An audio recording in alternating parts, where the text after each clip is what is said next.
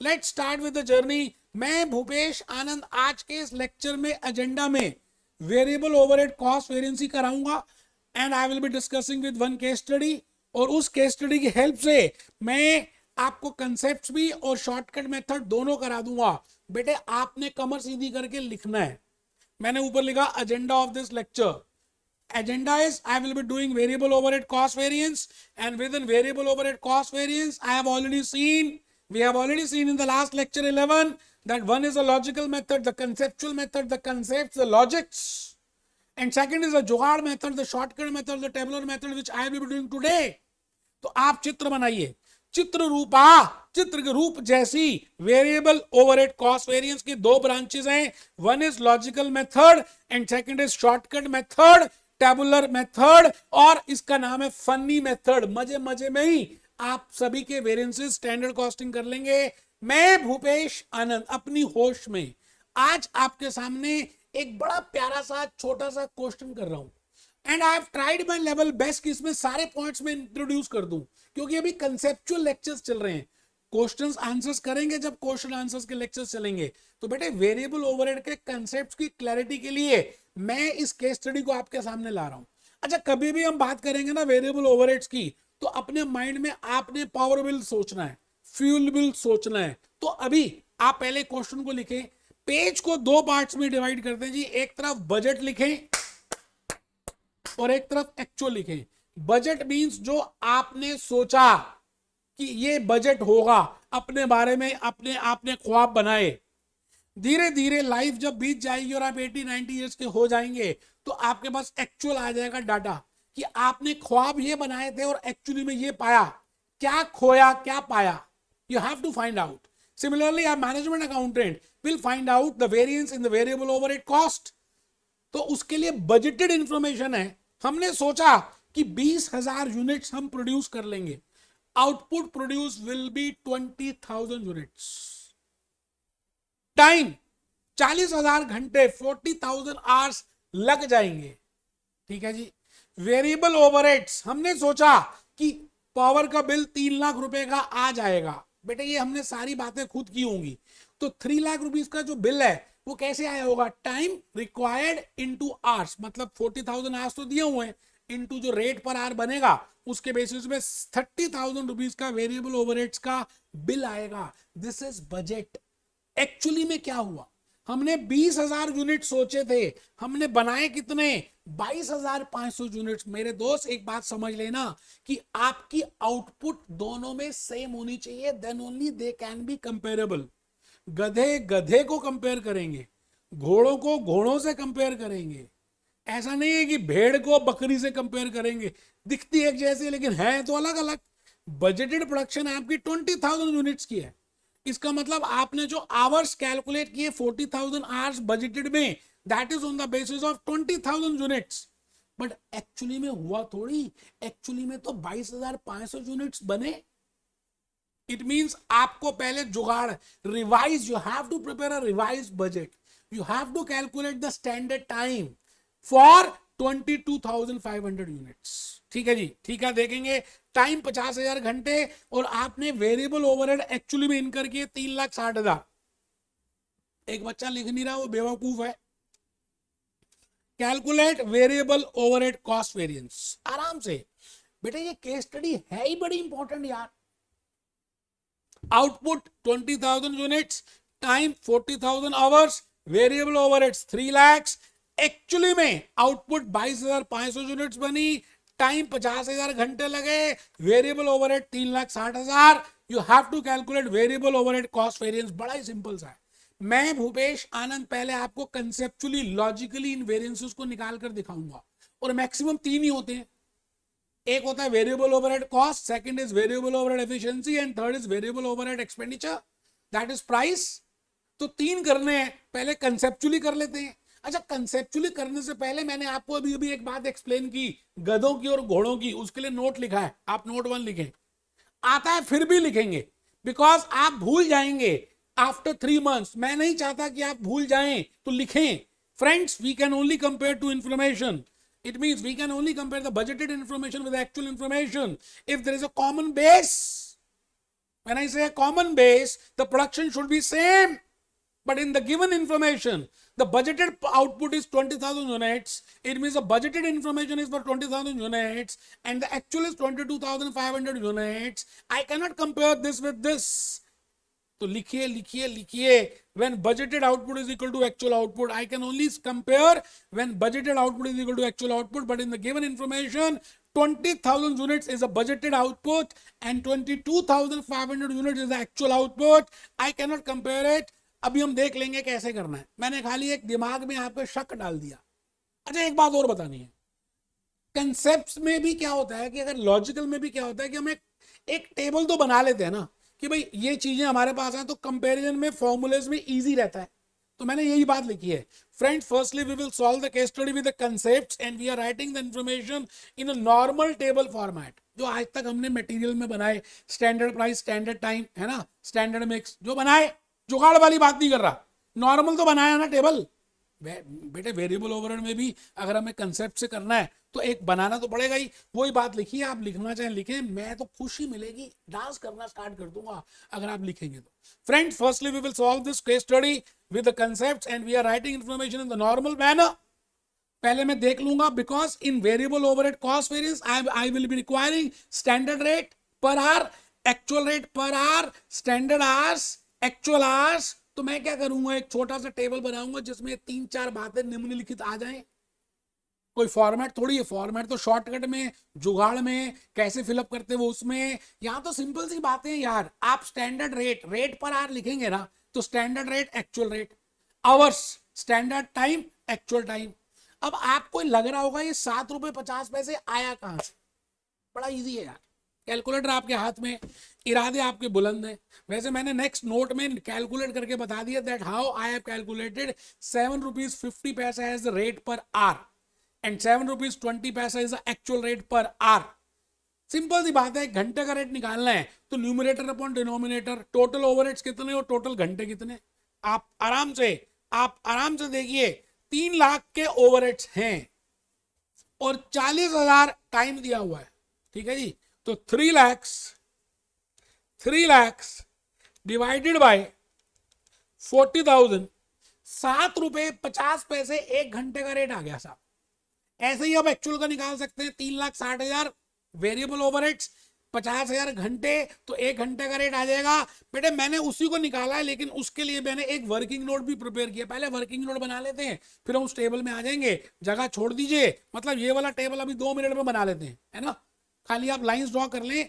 Just I want to tell you that how I have calculated 7.50 and 7.20 and 45,000 and 50,000. Very simple mathematics my dear friend. 3rd class की mathematics है. Standard rate per our 3 lakh upon 40,000, 7.5 रुपए per hour आ गया. Actual rate per our 3,60,000 upon 50,000, 7 रुपए 20 पैसे per hour आ गया. देख लीजिए. Standard rate per hour 7 rupees 50 paisa per hour, actual rate per hour 7 rupees 20 paisa per hour. And similarly I have written here, मैंने लिखा 7 रुपए 50 पैसे और 7 रुपए 20 पैसे. फिर एक्चुअल आवर्स तो दिए हुआ 50,000, but standard time, standard hours calculate करना है. Because standard time which I am given with, जो टाइम मुझे दिया हुआ है ये 20,000 यूनिट के लिए दिया हुआ है. तो मुझे निकालना 22,000 यूनिट के लिए. अगर इसी अनुपात से चलें, if this is the ratio I use, that for producing 20,000 units if I require 40,000 hours, then for producing 22,500 units how many hours will be required. तो मैं उसको निकाल सकता हूं. मैंने उसको कैलकुलेट किया और नोट नंबर 4 लिख दिया आपके लिए. बेटे स्टैंडर्ड टाइम और hours means budgeted time for actual production. I have written a new name, standard time means budgeted time for the actual production or a revised budget or a standard time.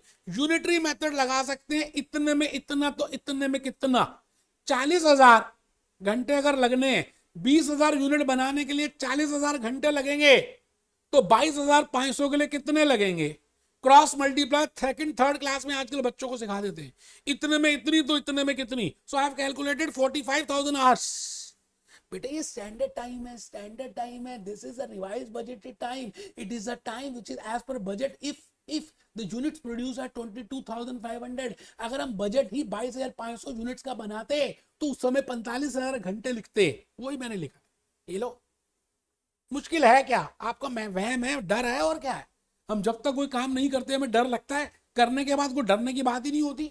आप variable overhead cost variance कर रहे हैं, 60% तो हम standard costing complete कर चुके हैं। इसके बाद मुझे just fixed overhead cost variance बताना, तो पूरा कॉस्ट वेरिएंस खत्म है। फिर सेल्स और प्रॉफिट वेरिएंस तो चुटकियों में हो जाएगा, ज्यादा मुश्किल है ही नहीं। बेटे भूपेश आनंद के साथ रहोगे तो ऐश करोगे, साढ़े नाल रहोगे तो ऐश करोगे। आइए कंसेप्चुअली हम चलें, पहला वेरिएंस निकाल के दिखाएं। Variable overhead cost variance, standard labour cost, standard variable overhead cost minus actual variable overhead cost. Standard variable cost की जगह हमने फॉर्मूला लिख दिया, standard rate into standard hours, actual variable overhead cost, actual rate into actual hours. Standard rate आप निकाल चुके हैं, 7 रुपए 50 पैसे into 45,000। we have already calculated how this standard time, this is for actual production, and actual rate and actual time is given to me, so I have calculated 22,500 as adverse, क्योंकि मेरी cost ज्यादा लग गई। मैंने सोचा था कि इतने लगेंगे और लग गए इतने। हाय राम, गंदी बात, गंदी बात, 22,500 रुपए ज्यादा लग गए। इट मींस अगर बाकी चीजें अज्यूम करूं सेम है तो मेरा प्रॉफिट 22,500 रुपीज से कम आएगा, because I have incurred more. Now the reason for that is there can be two reasons for 22,500. The first reason, can be due to more consumption, more efficiency, or the less efficiency. And the second is due to rate, which is uncontrollable. One is due to the responsibility of the production manager. तो मैंने लिखा variable overhead efficiency variance, formula आपको पता ही है, difference in time into standard rate, variable overhead expenditure variance और price variance और budget variance, difference in rate into actual time. सब पता है यार आपको, एक्चुअल टाइम वर्कड होता है, मैंने आपको लॉजिकली लास्ट लेक्चर में कंसेप्चुअली बताया। लगा दिया भाई साहब, क्या करना है? 37,500 एडवर्स आया, इसका मतलब production manager is responsible for 37,500. He has not done the good job. उसने अपना काम अच्छा नहीं किया, क्योंकि उसने जो कहा था वैसा नहीं किया। इसका मतलब उसके जो वर्ड्स हैं वो उसके एक्शंस नहीं है। उसको हम रिस्पॉन्सिबल बनाएंगे और उसकी जवाबदेही होगी, और उससे पूछेंगे कि बता प्रोडक्शन मैनेजर क्यों 37,500 रुपए का खर्चा ज्यादा किया तूने। और रेट वेरिएंस देखिए, शाबाशी देने का मन कर रहा है, अच्छी बात है। डिफरेंस इन रेट 15,000 रुपए फेवरेबल है, तब जाकर उसका नलीफाई हुआ और 22,500 का एडवर्स आ गया। लेकिन मुझे मालूम है कि आप इस समय इंतजार कर रहे हैं कि छोटा सा टेबल जो मैंने मटेरियल में लेबर में बताया, आप कैसे उस टेबल की हेल्प से without learning the formulas, without the concepts, you can easily solve it. Yes friends, मैं वो देने आ गया हूं, मेरे पास टाइम आ गया। आज आपके सामने मैं 3 कॉलम्स बनाऊंगा और लाइव करके दिखा दूंगा अभी कि लाइव कैसे करेंगे। आप पहले टेबल लिखिए, शॉर्टकट लिखिए, जुगाड़ लिखिए, table showing calculation of variable overhead cost variance. 3 columns बनाने पड़ेंगे, A B C, A B C. Standard rate, standard rate 2 बार लिखिए, स्टैंडर्ड रेट 1 बार लिखिए, एक्चुअल रेट 2 बार लिखिए, स्टैंडर्ड रेट 1 बार लिखिए, एक्चुअल रेट। फिर पीछे से शुरू कर दीजिए, actual time work, actual time work और स्टैंडर्ड टाइम। बेटे वेरिएबल ओवरहेड्स में कोई मिक्स नहीं होता, इलेक्ट्रिसिटी का कोई मिक्स नहीं है, इलेक्ट्रिसिटी एक जैसी होती है, फ्यूल एक जैसा ही होता है। तो आप ये मत समझना इसमें कुछ मिक्स है, नहीं बेटा, ऐसा थोड़ी है कि दिल्ली में अलग तरह की इलेक्ट्रिसिटी होती होगी, इसको कंपोजिशन अलग तरह से बनता होगा, लुधियाना में अलग बनता होगा, पाकिस्तान में अलग बनता होगा, झुमरी तलाइया में नहीं बेटे, उसका फॉर्मूला वही है, नो मिक्स। तो बड़ी मजे की बात है कि यहाँ पर स्टैंडर्ड मिक्स निकालना ही नहीं है, standard variable overhead mix variance नहीं है, वेरिएबल ओवरहेड यील्ड वेरिएंस में नहीं है, उसकी जगह variable overhead efficiency variance, variable overhead rate variance और वेरिएबल ओवरहेड कॉस्ट वेरिएंस। आराम से ए माइनस सी। बेटे मैंने आपको बताया पहले कॉलम में से अगर आखिरी कॉलम लेस करते हैं तो कॉस्ट ही आता है। मटेरियल में चेक कर लो, लेबर में चेक कर लो, आज वेरिएबल ओवरहेड्स इसमें भी यही बता रहा हूं, और जब मैं I will be doing fixed overheads तो उसमें भी यही बताऊंगा। A minus B, standard variable overhead cost minus actual variable overhead cost. B minus C, expenditure variance, rate variance, price variance, budget variance. A minus B efficiency variance, आराम से देखो ना, मैंने सब लिख दिया है, आप पहले लिखो यार, लॉजिकली लिखो।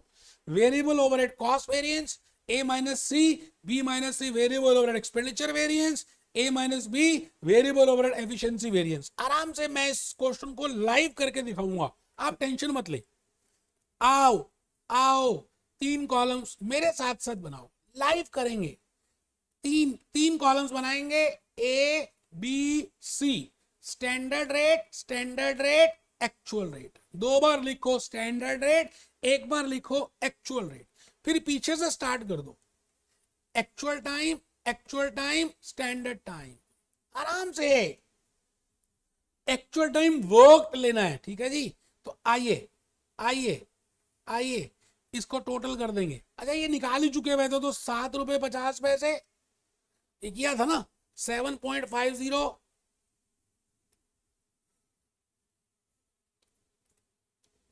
7.20,